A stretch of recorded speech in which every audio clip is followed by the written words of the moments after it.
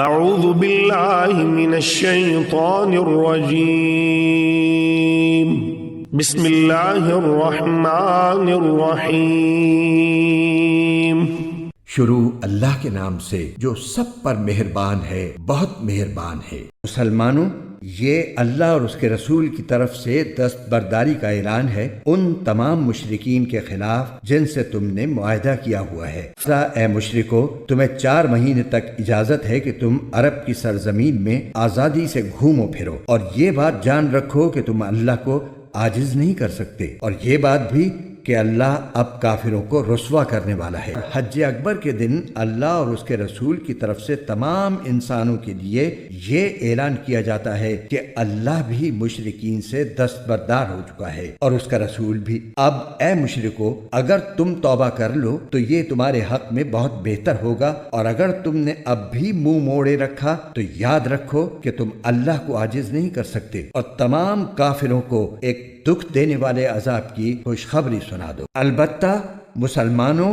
جن مشرکین سے تم نے معاہدہ کیا پھر ان لوگوں نے تمہارے ساتھ عہد میں کوئی کوتاہی نہیں کی اور تمہارے خلاف کسی کی مدد بھی نہیں کی، تو ان کے ساتھ کیے ہوئے معاہدے کی مدت کو پورا کرو۔ بے شک اللہ احتیاط کرنے والوں کو پسند کرتا ہے۔ چنانچہ جب حرمت والے مہینے گزر جائیں تو ان مشرکین کو جنہوں نے تمہارے ساتھ بدعہدی کی تھی جہاں بھی پاؤ قتل کر ڈالو، اور انہیں پکڑو، انہیں گھیرو، اور انہیں پکڑنے کے لیے ہر گھات کی جگہ تاک لگا کر بیٹھو۔ ہاں، اگر وہ توبہ کر لیں اور نماز قائم کریں اور زکوٰۃ ادا کریں تو ان کا راستہ چھوڑ دو، یقیناً اللہ بہت بخشنے والا بڑا مہربان ہے۔ اور اگر مشرکین میں سے کوئی تم سے پناہ مانگے تو اسے اس وقت تک پناہ دو جب تک وہ اللہ کا کلام سن لے، پھر اسے اس کی امن کی جگہ پہنچا دو۔ یہ اس لیے کہ یہ ایسے لوگ ہیں جنہیں علم نہیں ہے۔ ان مشرکین سے اللہ اور اس کے رسول کے ساتھ کوئی معاہدہ کیسے باقی رہ سکتا ہے؟ البتہ جن لوگوں سے تم نے مسجد حرام کے قریب معاہدہ کیا ہے، جب تک وہ تمہارے ساتھ سیدھے رہیں تم بھی ان کے ساتھ سیدھے رہو۔ بے شک اللہ متقی لوگوں کو پسند کرتا ہے۔ لیکن دوسرے مشرکین کے ساتھ کیسے معاہدہ برقرار رہ سکتا ہے جبکہ ان کا حال یہ ہے کہ اگر کبھی تم پر غالب آ جائیں تو تمہارے معاملے میں نہ کسی رشتہ داری کا خیال کریں اور نہ کسی معاہدے کا۔ یہ تمہیں اپنی زبانی باتوں سے راضی کرنا چاہتے ہیں، حالانکہ ان کے دل انکار کرتے ہیں اور ان میں سے اکثر لوگ نافرمان ہیں۔ انہوں نے اللہ کی آیتوں کے بدلے دنیا کی تھوڑی سی قیمت لے لینا پسند کر لیا ہے، اور اس کے نتیجے میں لوگوں کو اللہ کے راستے سے روکا ہے۔ واقعہ یہ ہے کہ ان کے کرتوت بہت برے ہیں۔ یہ کسی بھی مومن کے معاملے میں کسی رشتہ داری یا معاہدے کا پاس نہیں کرتے، اور یہی ہیں جو حدیں توڑنے والے ہیں۔ لہٰذا اگر یہ توبہ کر لیں اور نماز قائم کریں اور زکوٰۃ ادا کریں تو یہ تمہارے دینی بھائی بن جائیں گے۔ اور ہم احکام کی یہ تفصیل ان لوگوں کے لیے بیان کر رہے ہیں جو جاننا چاہیں، اور اگر ان لوگوں نے اپنا عہد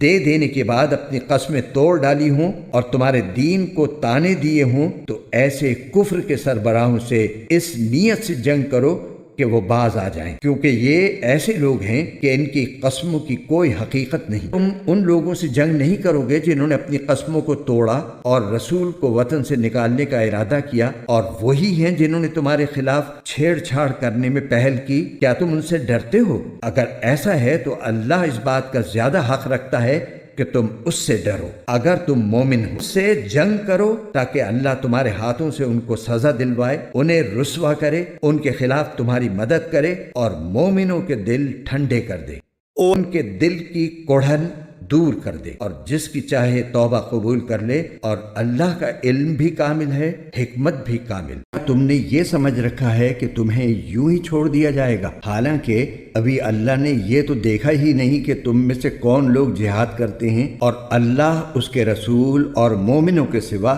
کسی اور کو خصوصی رازدار نہیں بناتے، اور تم جو کچھ کرتے ہو اللہ اس سے پوری طرح باخبر ہے۔ مشرکین اس بات کے اہل نہیں ہیں کہ وہ اللہ کی مسجدوں کو آباد کریں، حالانکہ وہ خود اپنے کفر کے گواہ بنے ہوئے ہیں۔ ان لوگوں کے تو اعمال ہی غارت ہو چکے ہیں اور دوزخ ہی میں ان کو ہمیشہ رہنا ہے۔ اللہ کی مسجدوں کو تو وہی لوگ آباد کرتے ہیں جو اللہ اور یوم آخرت پر ایمان لائے ہوں اور نماز قائم کریں اور زکوٰۃ ادا کریں اور اللہ کے سوا کسی سے نہ ڈریں۔ ایسے ہی لوگوں سے یہ توقع ہو سکتی ہے کہ وہ صحیح راستہ اختیار کرنے والوں میں شامل ہوں۔ حاجیوں کو پانی پلانے اور مسجد حرام کے آباد رکھنے کو اس شخص کے اعمال کے برابر سمجھ رکھا ہے جو اللہ اور یوم آخرت پر ایمان لایا ہے اور جس نے اللہ کے راستے میں جہاد کیا ہے۔ اللہ کے نزدیک یہ سب برابر نہیں ہو سکتے اور اللہ ظالم لوگوں کو منزل مقصود تک نہیں پہنچاتا۔ لوگ ایمان لے آئے ہیں اور انہوں نے اللہ کے راستے میں ہجرت کی ہے اور اپنے مال اور اپنی جانوں سے جہاد کیا ہے،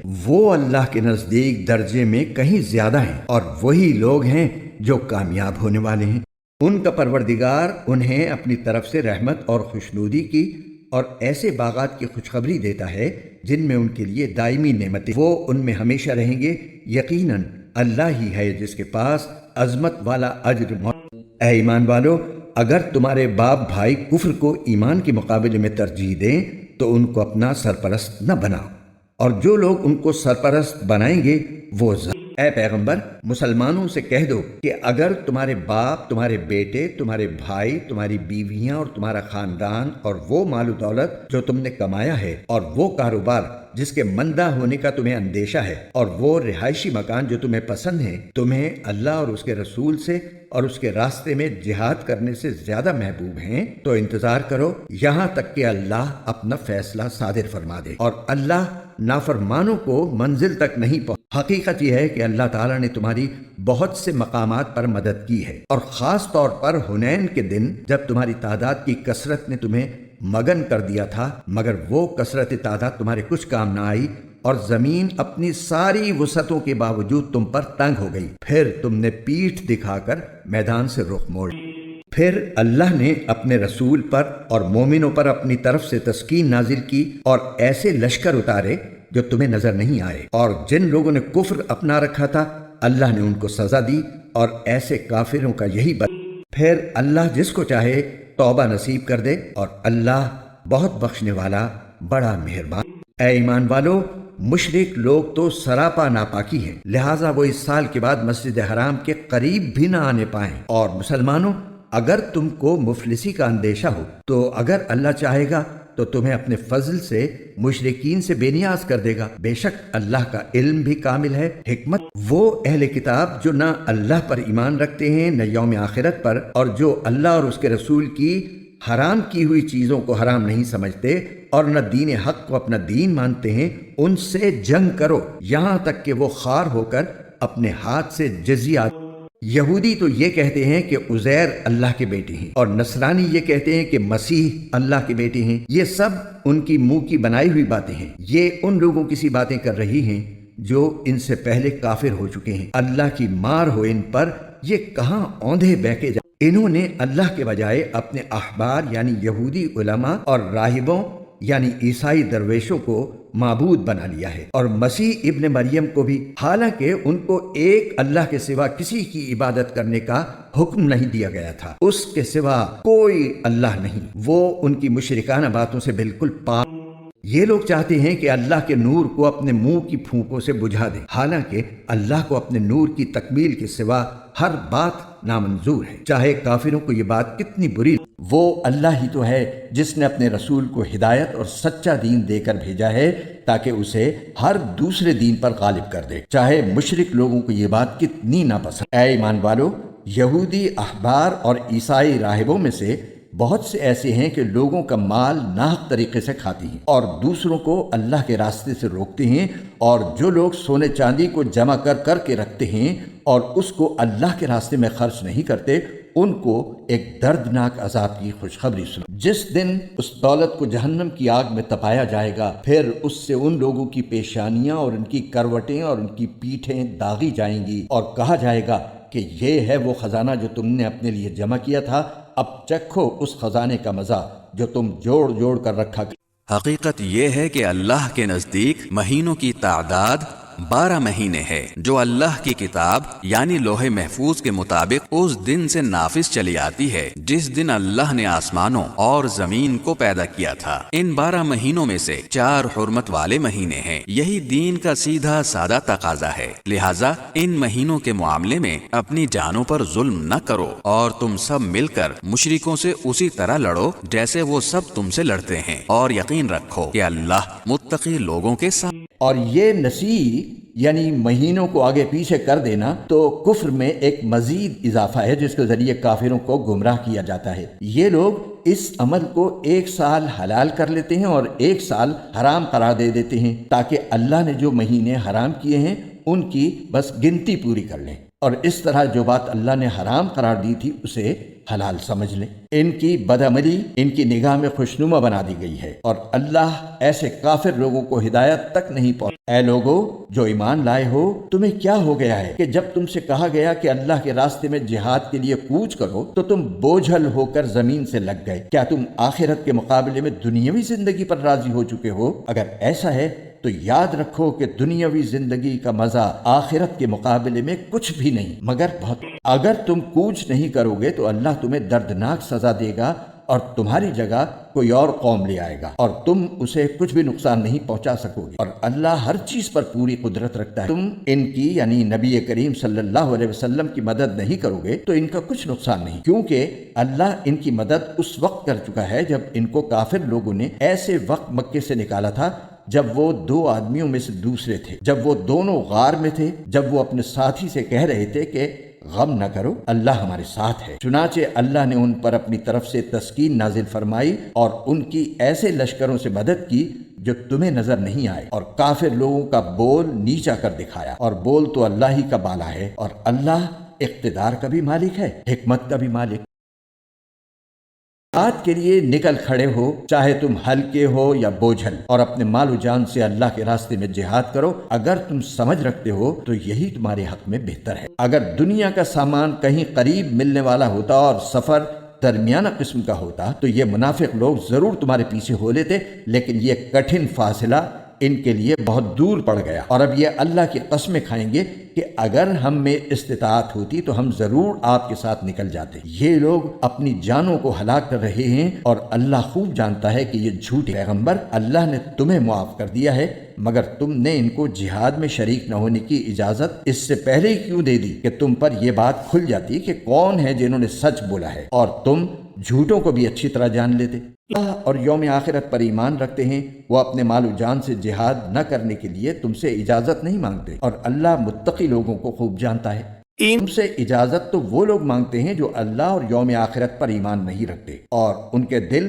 شک میں پڑے ہوئے ہیں، اور وہ اپنے شک کی وجہ سے ڈاواں ڈول ہیں۔ ان کا ارادہ نکلنے کا ہوتا تو اس کے لیے انہوں نے کچھ نہ کچھ تیاری کی ہوتی، لیکن اللہ نے ان کا اٹھنا پسند ہی نہیں کیا، اس لیے انہیں سست پڑا رہنے دیا اور کہہ دیا گیا کہ جو اپاہج ہونے کی وجہ سے بیٹھے ہیں ان کے ساتھ تم بھی بیٹھ رہو۔ اگر یہ لوگ تمہارے ساتھ نکل کھڑے ہوتے تو سوائے فساد پھیلانے کے تمہارے درمیان کوئی اور اضافہ نہ کرتے، اور تمہارے لیے فتنہ پیدا کرنے کی کوشش میں تمہاری صفوں کے درمیان دوڑے دوڑے پھرتے، اور خود تمہارے درمیان ایسے لوگ موجود ہیں جو ان کے مطلب کی باتیں خوب سنتے ہیں، اور اللہ ان ظالموں کو اچھی طرح جانتا ہے۔ ان لوگوں نے اس سے پہلے بھی فتنہ پیدا کرنے کی کوشش کی ہے، اور یہ تمہیں نقصان پہنچانے کے لیے معاملات کی الٹ پھیر کرتے رہے ہیں، یہاں تک کہ حق آیا، اللہ کا حکم غالب ہوا اور یہ اڑتے رہ گئے۔ اور انہی میں وہ صاحب بھی ہیں جو کہتے ہیں کہ مجھے اجازت دے دیجئے اور مجھے فتنے میں نہ ڈالیے۔ ارے فتنے ہی میں تو یہ خود پڑے ہوئے ہیں، اور یقین رکھو کہ جہنم سارے کافروں کو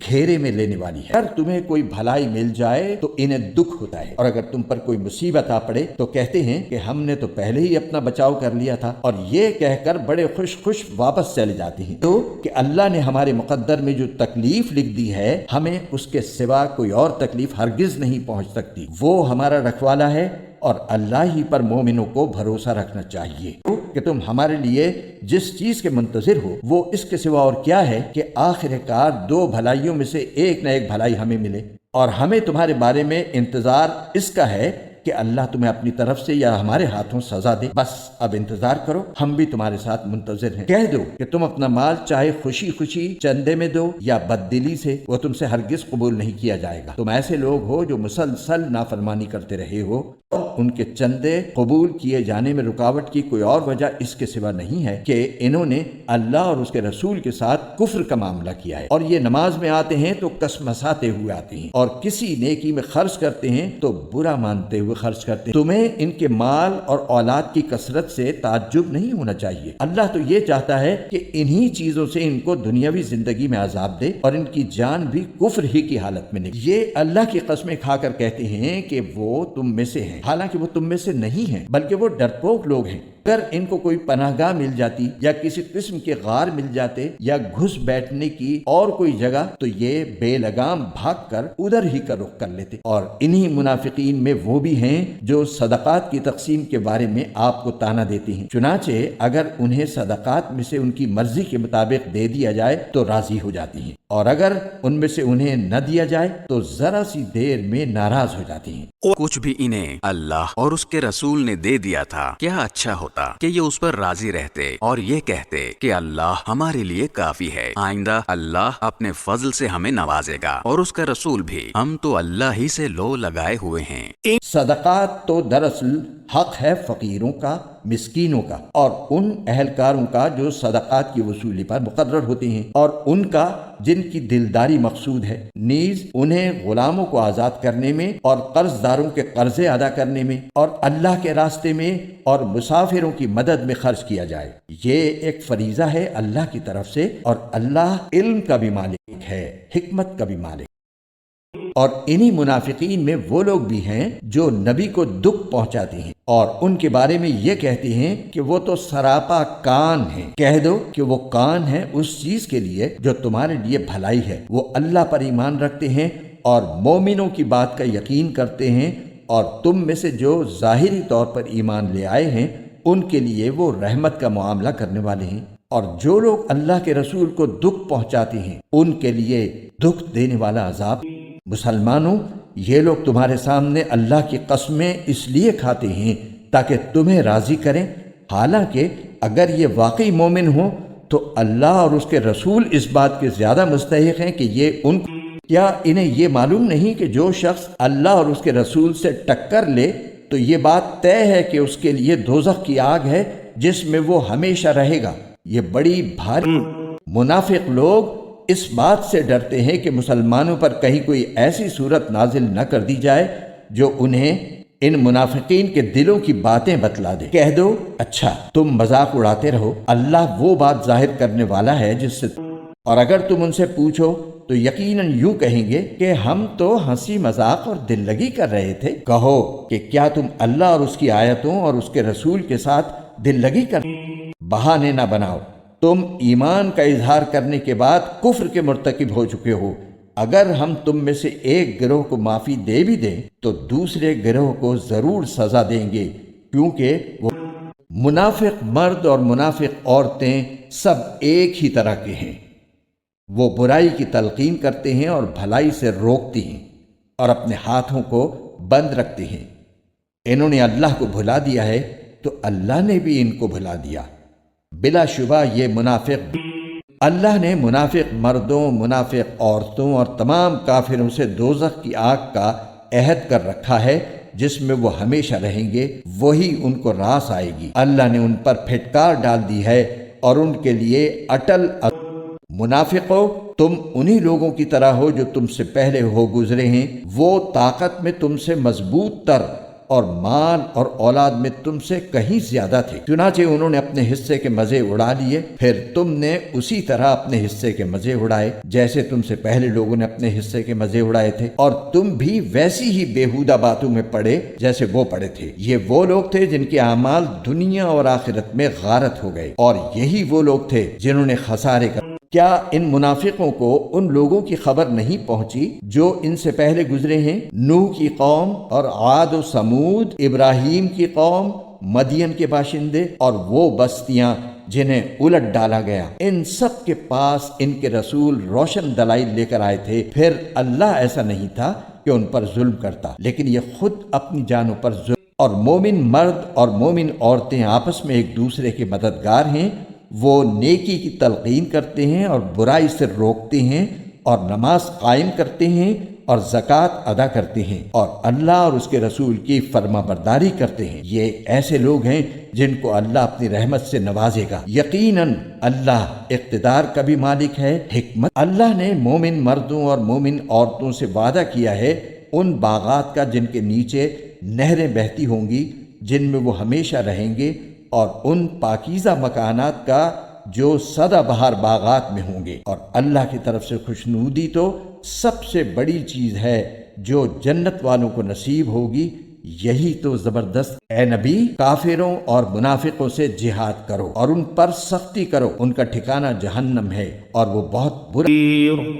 یہ لوگ اللہ کی قسمیں کھا جاتے ہیں کہ انہوں نے فلاں بات نہیں کہی، حالانکہ انہوں نے کفر کی بات کہی ہے، اور اپنے اسلام لانے کے بعد انہوں نے کفر اختیار کیا ہے۔ انہوں نے وہ کام کرنے کا ارادہ کر لیا تھا جس میں یہ کامیابی حاصل نہ کر سکے، اور انہوں نے صرف اس بات کا بدلہ دیا کہ اللہ اور اس کے رسول نے انہیں اپنے فضل سے مالدار بنا دیا ہے۔ اب اگر یہ توبہ کر لیں تو ان کے حق میں بہتر ہوگا، اور اگر یہ منہ موڑیں گے تو اللہ ان کو دنیا اور آخرت میں دردناک عذاب دے گا، اور روئے زمین پر ان کا نہ کوئی یار ہوگا نہ مدد۔ اور انہی میں وہ لوگ بھی ہیں جنہوں نے اللہ سے یہ عہد کیا تھا کہ اگر وہ اپنے فضل سے ہمیں نوازے گا تو ہم ضرور صدقہ کریں گے، اور یقیناً نیک لوگوں میں۔ لیکن جب اللہ نے ان کو اپنے فضل سے نوازا تو اس میں بخل کرنے لگے اور منہ موڑ کر چلے۔ نتیجہ یہ کہ اللہ نے سزا کے طور پر نفاق ان کے دلوں میں اس دن تک کے لیے جما دیا ہے جس دن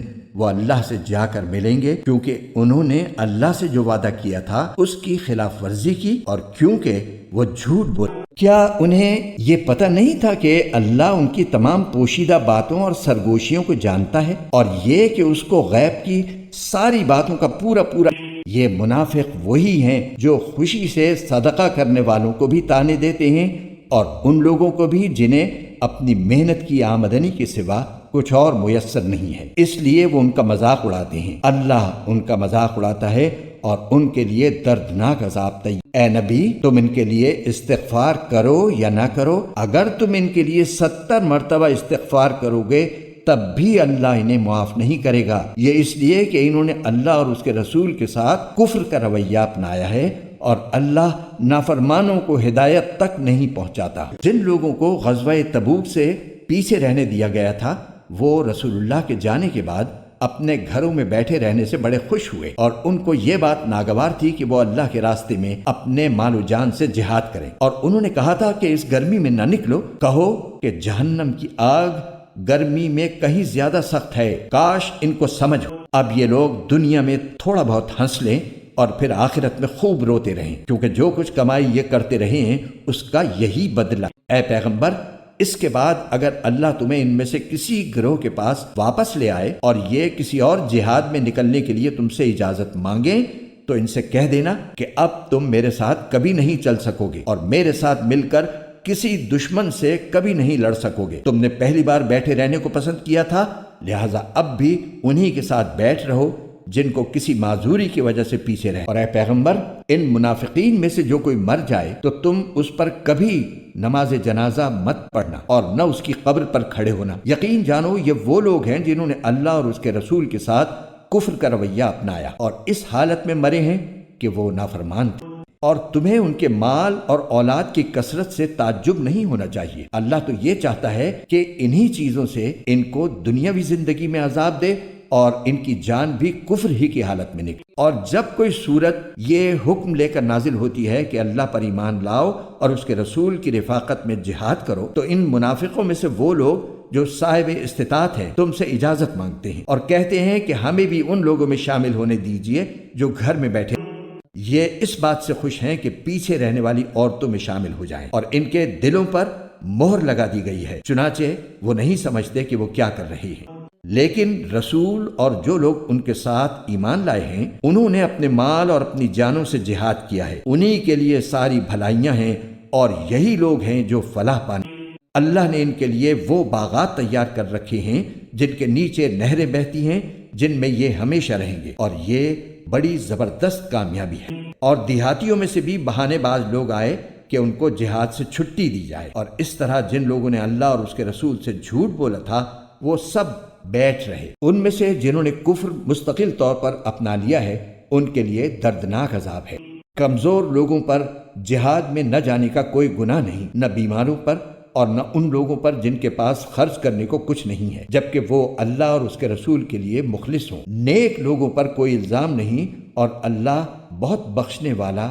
بڑا مہربان۔ اور نہ ان لوگوں پر کوئی گناہ ہے جن کا حال یہ ہے کہ جب وہ تمہارے پاس اس غرض سے آئے کہ تم انہیں کوئی سواری مہیا کر دو، اور تم نے کہا کہ میرے پاس تو کوئی ایسی چیز نہیں ہے جس پر میں تمہیں سوار کر سکوں، تو وہ اس حالت میں واپس گئے کہ ان کی آنکھیں اس غم میں آنسوؤں سے بہہ رہی تھیں کہ ان کے پاس خرچ کرنے کو کچھ نہیں ہے۔ الزام تو ان لوگوں پر ہے جو مالدار ہونے کے باوجود تم سے اجازت مانگتے ہیں، وہ اس بات پر خوش ہیں کہ وہ پیچھے رہنے والی عورتوں میں شامل ہو گئے، اور اللہ نے ان کے دلوں پر مہر لگا دی ہے، اس لیے انہیں حقیقت کا پتہ نہیں۔ مسلمانوں، جب تم لوگ تبوک سے واپس ان منافقوں کے پاس جاؤ گے تو یہ تمہارے سامنے طرح طرح کے عذر پیش کریں گے۔ اے پیغمبر، ان سے کہہ دینا کہ تم عذر پیش نہ کرو، ہم ہرگز تمہاری بات کا یقین نہیں کریں گے۔ اللہ نے ہمیں تمہارے حالات سے اچھی طرح باخبر کر دیا ہے، اور آئندہ اللہ بھی تمہارا طرز عمل دیکھے گا اور اس کا رسول بھی۔ پھر تمہیں لوٹا کر اس ذات کے سامنے پیش کیا جائے گا جس کو چھپی اور کھلی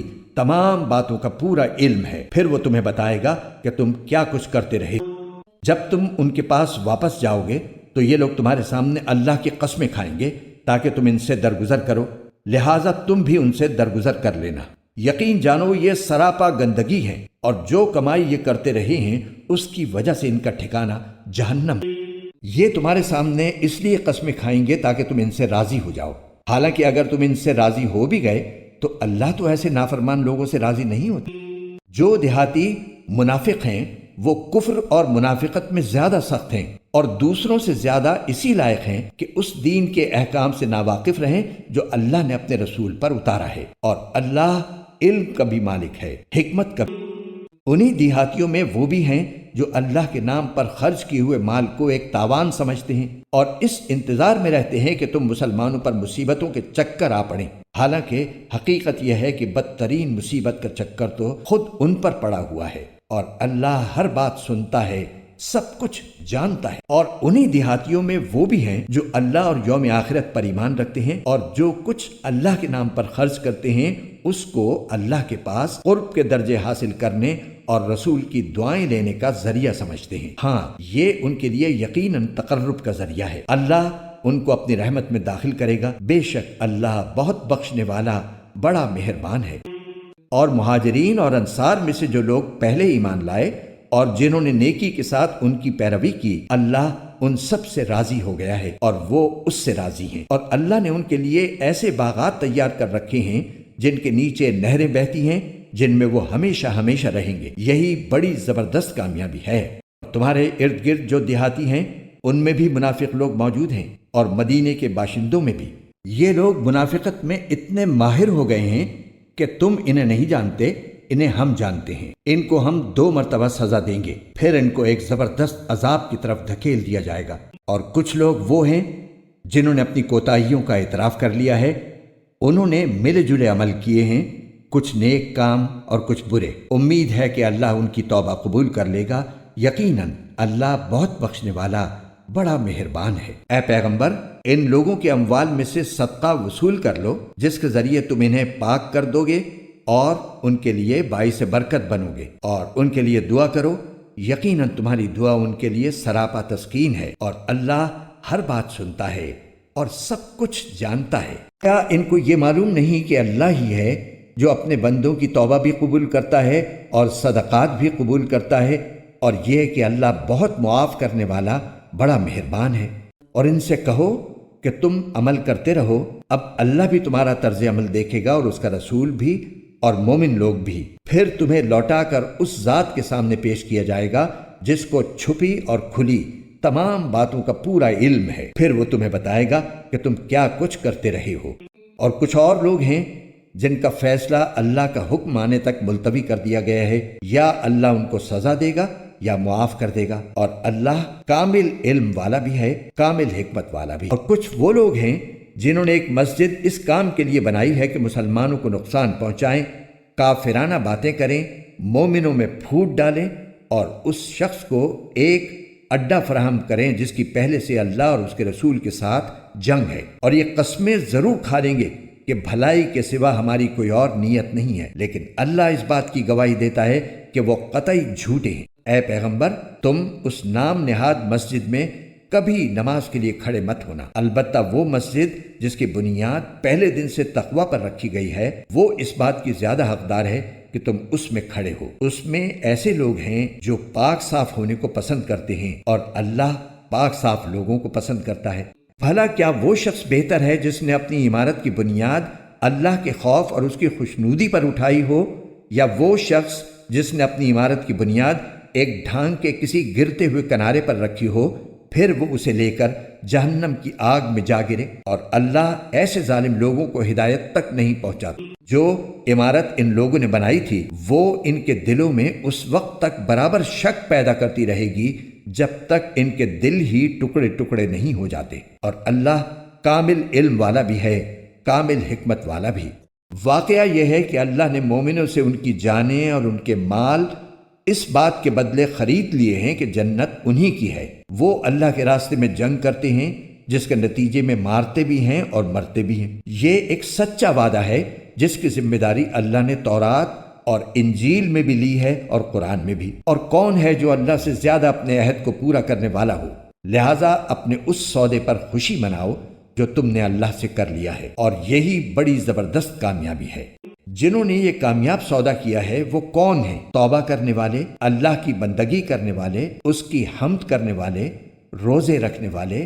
رکوع میں جھکنے والے، سجدے گزارنے والے، نیکی کی تلقین کرنے والے اور برائی سے روکنے والے، اور اللہ کی قائم کی ہوئی حدوں کی حفاظت کرنے والے۔ اے پیغمبر، ایسے مومنوں کو خوشخبری دے دو۔ یہ بات نہ تو نبی کو زیب دیتی ہے اور نہ دوسرے مومنوں کو کہ وہ مشرکین کے لیے مغفرت کی دعا کریں، چاہے وہ رشتہ دار ہی کیوں نہ ہوں، جبکہ ان پر یہ بات پوری طرح واضح ہو چکی ہے کہ وہ دوزخی لوگ ہیں۔ اور ابراہیم نے اپنے باپ کے لیے جو مغفرت کی دعا مانگی تھی اس کی وجہ اس کے سوا کچھ نہیں تھی کہ انہوں نے اس باپ سے ایک وعدہ کر لیا تھا۔ پھر جب ان پر یہ بات واضح ہو گئی کہ وہ اللہ کا دشمن ہے تو وہ اس سے دستبردار ہو گئے۔ حقیقت یہ ہے کہ ابراہیم بڑی آہیں بھرنے والے بڑے بردبار تھے، اور اللہ ایسا نہیں ہے کہ کسی قوم کو ہدایت دینے کے بعد گمراہ کر دے جب تک اس نے ان پر یہ بات واضح نہ کر دی ہو کہ انہیں کن باتوں سے بچنا ہے۔ یقین رکھو کہ اللہ ہر چیز کو خوب جانتا ہے۔ یقیناً اللہ ہی ہے جس کے قبضے میں سارے آسمانوں اور زمین کی سلطنت ہے، وہ زندگی بھی دیتا ہے اور موت بھی، اور اللہ کے سوا تمہارا نہ کوئی رکھوالا ہے نہ مددگار۔ حقیقت یہ ہے کہ اللہ نے رحمت کی نظر فرمائی ہے نبی پر اور ان مہاجرین اور انصار پر جنہوں نے ایسی مشکل کی گھڑی میں نبی کا ساتھ دیا جبکہ قریب تھا کہ ان میں سے ایک گروہ کے دل ڈگمگا جائیں۔ پھر اللہ نے ان کے حال پر توجہ فرمائی، یقیناً وہ ان کے لیے بہت شفیق، بڑا مہربان ہے۔ اور ان تینوں پر بھی اللہ نے رحمت کی نظر فرمائی ہے جن کا فیصلہ ملتوی کر دیا گیا تھا، یہاں تک کہ جب ان پر یہ زمین اپنی ساری وسعتوں کے باوجود تنگ ہو گئی، ان کی زندگیاں ان پر دوبھر ہو گئیں، اور انہوں نے سمجھ لیا کہ اللہ کی پکڑ سے خود اسی کی پناہ میں آئے بغیر کہیں اور پناہ نہیں مل سکتی۔ تو پھر اللہ نے ان پر رحم فرمایا تاکہ وہ آئندہ اللہ ہی سے رجوع کیا کریں۔ یقین جانو اللہ بہت معاف کرنے والا، بڑا مہربان ہے۔ اے ایمان والو، اللہ سے ڈرو اور سچے لوگوں کے ساتھ رہا کرو۔ مدینے کے باشندوں اور ان کے ارد گرد کے دیہات میں رہنے والوں کے لیے یہ جائز نہیں تھا کہ وہ اللہ کے رسول کا ساتھ دینے سے پیچھے رہیں، اور نہ یہ جائز تھا کہ وہ بس اپنی جان پیاری سمجھ کر ان کی یعنی رسول اللہ صلی اللہ علیہ وسلم کی جان سے بے فکر ہو بیٹھیں۔ یہ اس لیے کہ ان مجاہدین کو جب کبھی اللہ کے راستے میں پیاس لگتی ہے یا تھکن ہوتی ہے یا بھوک ستاتی ہے یا وہ کوئی ایسا قدم اٹھاتے ہیں جو کافروں کو گھٹن میں ڈالے یا دشمن کے مقابلے میں کوئی کامیابی حاصل کرتے ہیں، تو ان کے اعمال نامے میں ہر ایسے کام کے وقت ایک نیک عمل ضرور لکھا جاتا ہے۔ یقین جانو کہ اللہ نیک لوگوں کے کسی عمل کو بیکار جانے نہیں دیتا۔ وہ جو کچھ اللہ کے راستے میں خرچ کرتے ہیں، چاہے وہ خرچ چھوٹا ہو یا بڑا، اور جس کسی وادی کو وہ پار کرتے ہیں اس سب کو ان کے اعمال نامے میں نیکی کے طور پر لکھا جاتا ہے، تاکہ اللہ انہیں ہر ایسے عمل پر وہ جزا دے جو ان کے بہترین اعمال کے لیے مقرر ہے۔ مسلمانوں کے لیے یہ بھی مناسب نہیں ہے کہ وہ ہمیشہ سب کے سب جہاد کے لیے نکل کھڑے ہوں، لہٰذا ایسا کیوں نہ ہو کہ ان کی ہر بڑی جماعت میں سے ایک گروہ جہاد کے لیے نکلا کرے، تاکہ جو لوگ جہاد میں نہ گئے ہوں